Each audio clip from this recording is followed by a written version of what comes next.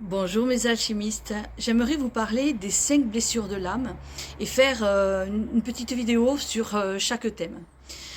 On va commencer par la peur, parce que la peur c'est le fruit de l'ignorance. En fait, on définit que lorsque on sait, on a déterminé, on n'a plus peur. C'est pas tout à fait une réalité quand même. Parce que même quand on sait l'information de quoi on a peur, ça ne veut pas dire qu'on en est guéri. Mais c'est quand même 50% du chemin qui a été fait vers la guérison. Alors la peur, elle peut prendre divers degrés. Ça peut être de l'angoisse, ça peut être de la phobie, ça peut être des crises de tétanie. Et donc effectivement, en fonction de ce traumatisme, on va pouvoir réagir différemment.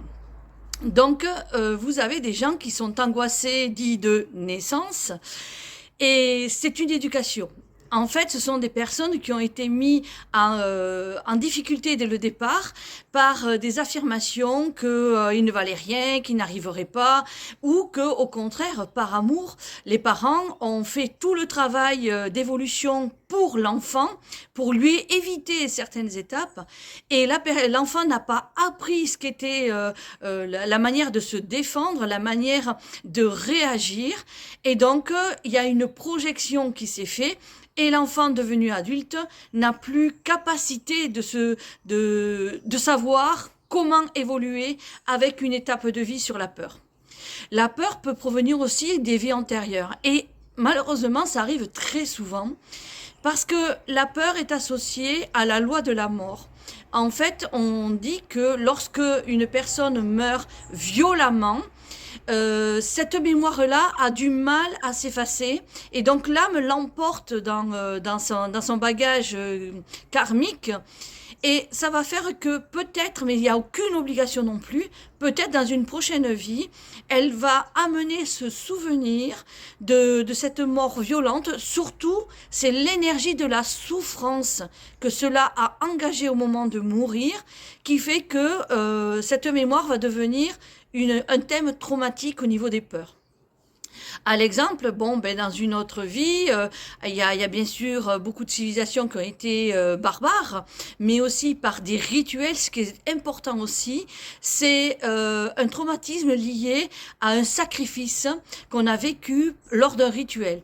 Parce que le rituel comme la magie, engage des énergies, engage des présences. Il y a la foi, il y a la force du travail du rituel, soit du hiérophante, soit du grand chaman, soit du sorcier, soit du chef de tribu qui a tout engagé à l'intérieur pour plaire aux divinités selon les croyances.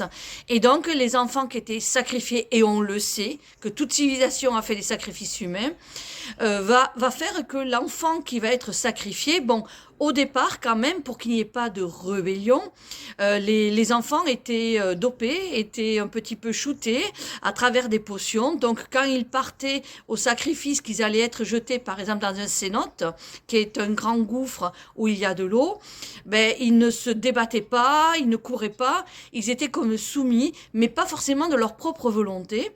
Et malheureusement, c'est au moment du plongeon qu'il se peut que la potion ne fasse plus effet et que l'enfant voit ce qui va se passer. Et en même temps, quand donc il y a la chute, donc ça peut enclencher la peur du vide parce que ça va amener à la mort, mais aussi l'eau. L'eau, parce que l'eau est très froide dans un cénote. Je me suis baignée, hein. Nous avons été au Mexique avec un groupe et nous nous sommes baignés dans des cénotes, bien sûr, propres, sans qu'il y ait de reliques à l'intérieur, mais c'est impressionnant. Franchement, même si ça semble être un gouffre dit normal, l'eau ne l'est pas. J'ai vraiment ressenti une force dans cet élément eau, une impression qui vraiment m'a pris à l'intérieur. J'étais impressionnée. Alors vraiment, ça m'a laissé une émotion très étrange, très étrange. Je reviens à ma peur là. Donc en fait, la personne qui va tomber et qui va essayer de s'agripper quelque part alors que c'est impossible parce que vraiment le cénote, il n'y a aucune possibilité d'être sorti de l'eau, sauf si on outille, on met une corde ou une liane, mais sorti de là, non. En fin de compte, il y a la noyade. Et la noyade, ben, elle va prendre quelque temps. Elle va prendre des minutes. Et donc, pas 10 minutes, des minutes. Et donc la personne ou l'enfant sacrifié va aussi recevoir cette information de cette noyade. Et ça va créer que dans la prochaine vie, ben, la peur de l'eau, la peur de se baigner, voilà. Donc on peut ramener de nos vies antérieures des traumatismes. Mais la peur, elle fait aussi partie de notre contexte. Elle n'est pas à éradiquer totalement. Il faut avoir peur. Moi, j'ai rencontré une personne qui m'a dit, moi, de toute façon, dans ma vie, je n'ai pas peur.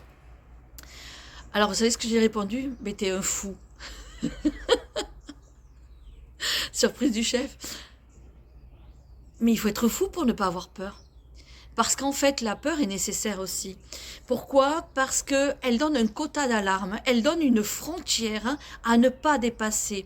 Et ça va permettre de savoir jusqu'où est notre limite. Mais quelqu'un qui n'a pas peur, c'est quelqu'un qui va tout faire, mais sans se préoccuper. C'est grave.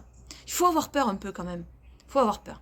Après, il faut pas que ça devienne handicapant, il faut pas que ça devienne un problème récurrent dans lequel après on peut plus avancer dans la vie à cause de ces peurs. Donc, la peur est une énergie bienfaitrice lorsqu'elle est contrôlée, mais traumatisante et bloquante lorsqu'elle est incontrôlée. Après, on peut avoir peur de tout, de la mort, du lendemain, de peur de perdre, peur de manquer, etc. Donc toutes ces définitions de peur sont des thèmes à travailler dans le développement personnel. Pourquoi? Parce que justement, il faut que ces peurs, elles soient domptées, pas éliminées, parce qu'elles font partie de notre mémoire, mais domptées, maîtrisées. Et même souvent, selon des peurs, il faut transcender cet état. C'est-à-dire aller au-delà de soi.